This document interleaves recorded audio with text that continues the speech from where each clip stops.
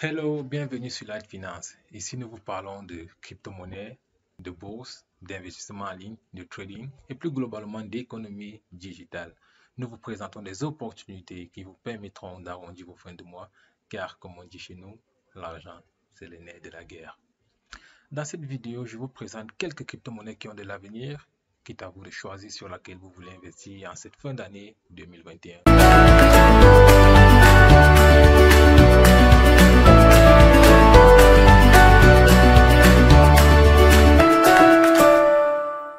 C'est quoi la crypto-monnaie? Quand et pourquoi la crypto-monnaie? Combien de crypto-monnaies existe-t-il? Quelles sont les meilleures? Quels sont les critères de choix d'une crypto-monnaie sur laquelle on veut investir? Dans cette vidéo, je réponds à ces questions pour t'aider à bien choisir la crypto-monnaie sur laquelle tu veux investir. La crypto-monnaie est une devise numérique décentralisée qui utilise des algorithmes cryptographiques et un protocole nommé blockchain pour assurer la fiabilité et la traçabilité des informations. Si vous ne comprenez pas les termes algorithmes, cryptographiques, protocole ou blockchain, faites-nous savoir en commentaire et nous ferons une vidéo pour mieux vous expliquer leur fonctionnement.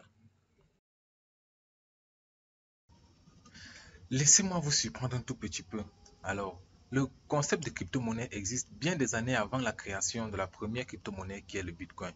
En 1989, un informaticien cryptographe du nom de David Chaum avait fondé l'entreprise DigiCash dont le but était de créer la première monnaie virtuelle dans le monde. Malheureusement, son projet n'a pas pu aboutir et il a fait faillite en 1998, ne mettant pas au monde ce produit-là. Mais heureusement pour le monde, il a mis au monde Satoshi Nakamoto. Ah oui, vous vous rappelez de lui. Satoshi Nakamoto, c'est cet énigmatique programmeur qui est à l'origine de la création du Bitcoin. Ah non, je déconne. Satoshi n'est pas le fils de David Chaum. D'ailleurs, des rumeurs pensent que David Chaum serait lui-même Satoshi Nakamoto. Alors, il avait déjà dit en 1998 que l'avenir est dans la messagerie anonyme et le paiement par crypto-monnaie. Alors, le Bitcoin lui aussi a mis au monde plusieurs crypto-monnaies qu'on appelle aujourd'hui des altcoins. Elles ont été créées notamment par les crypto-traders, c'est-à-dire les utilisateurs en fait des crypto-monnaies. Altcoin en réalité signifie littéralement alternative à Bitcoin, c'est-à-dire ce sont des crypto-monnaies qui se reposent sur le Bitcoin.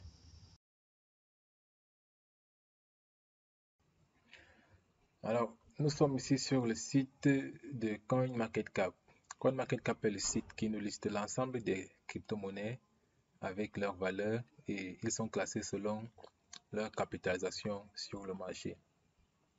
Alors, c'est quoi la capitalisation sur le marché? La capitalisation sur le marché, c'est le produit entre l'offre en circulation et la valeur de la crypto. L'offre en circulation ici n'est rien d'autre que la quantité de jetons d'une crypto-monnaie qui existe dans le monde. C'est-à-dire que si je prends le cas du Bitcoin, nous avons 18 859 850 Bitcoin actuellement qui circulent dans le monde et qui est partagé entre tous les crypto-traders ou du moins tous les traders du Bitcoin. Donc, si nous venions plutôt regarder ici sur le prix, nous allons penser en regardant les trois premières crypto-monnaies que ils sont classés selon leur valeur. Mais si nous arrivons ici au niveau de la quatrième crypto-monnaie, on se rendra compte qu'elle est inférieure au Canada. Donc le TTR est inférieur au Canada, mais pourtant le TTR est là au-dessus. Puis nous avons ici la variation de la crypto-monnaie en fonction du temps. Donc là, on va voir par exemple que la crypto-monnaie, au moment où je fais cette vidéo, sa valeur est de 1,75% inférieure à la valeur d'hier, c'est-à-dire la valeur d'il y a 24 heures. Donc hier à cette heure-ci, cette valeur-ci était, cette valeur-ci était 1,75% supérieure à celle-là. Et effectivement, avec ça, c'est pour les 7 derniers jours. Et c'est également visible ici sur le graphe qui montre là les différentes variations de ces derniers jours. Donc, à partir de ceci, déjà, nous pouvons voir si une crypto-monnaie, le comportement d'une crypto-monnaie, si elle varie beaucoup ou pas. Par exemple, si nous venons ici, nous allons voir cette crypto-monnaie qui est un peu plus stable, USD Coin. nous avons des crypto-monnaies qui sont souvent beaucoup plus stables. Alors, je le disais quelque part ici, waouh, nous avons par exemple cette crypto-monnaie ici qui, ces derniers jours, a explosé. Regardez là où elle était le premier jour et puis regardez où est-ce qu'elle en est à ce jour. Donc, nous voyons par exemple que euh, il y a de cela une semaine, cette crypto-monnaie valait moins de 263,88% que la valeur actuelle. Et puis, hier également, elle valait moins de 14,41% que la valeur d'aujourd'hui. Et puis, ce résultat est visible sur ce graphe. Donc, nous allons aller regarder le nombre exact de crypto-monnaies qui existent, ou du moins celles qui sont récapitulées par ce site internet. Donc, si nous allons tout en bas de la page, là, nous avons la possibilité d'aller jusqu'à la dernière liste que ce site nous fournit. Et puis, si nous venons plus bas ici, nous verrons que là, on a exactement, ou du moins ce site répertoire 6887 bitcoins. Même s'il est vrai que pour la plupart des exemples de ces sites, ceux qui sont en haut de liste sont les plus fiables sur lesquels on peut investir. Mais tout de même, je vous présenterai les critères sur lesquels il faut s'appuyer pour pouvoir investir sur une crypto-monnaie sans risquer énormément.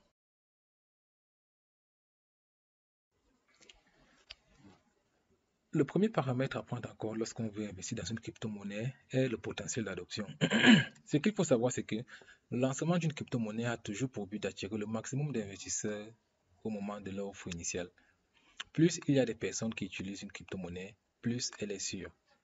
Cela peut s'expliquer avec le principe du protocole blockchain. Plus il y a de personnes dans la chaîne, plus elle est sûre et plus les gens ont envie d'investir dans un système qui est sûr. Alors, si dans une crypto-monnaie, si une crypto-monnaie n'a pas un potentiel d'utilisateur assez élevé, je ne vous conseille pas d'investir là-dedans. La décentralisation est l'un des points les plus importants dans le modèle prôné par la crypto-monnaie, car le problème réel que la crypto-monnaie veut résoudre est celui de la confiance entre les personnes. Si la technologie derrière une crypto-monnaie ne peut garantir l'enregistrement des transactions réalisées, alors il faut se poser des questions sur la sécurité et notamment de savoir si elle respecte les standards de la crypto-monnaie. Ceci explique également pourquoi le Bitcoin demeure aujourd'hui la référence en ce qui concerne la crypto-monnaie. Il a non seulement le plus grand nombre d'utilisateurs sur sa blockchain, il est également très ancien et unique dans le domaine.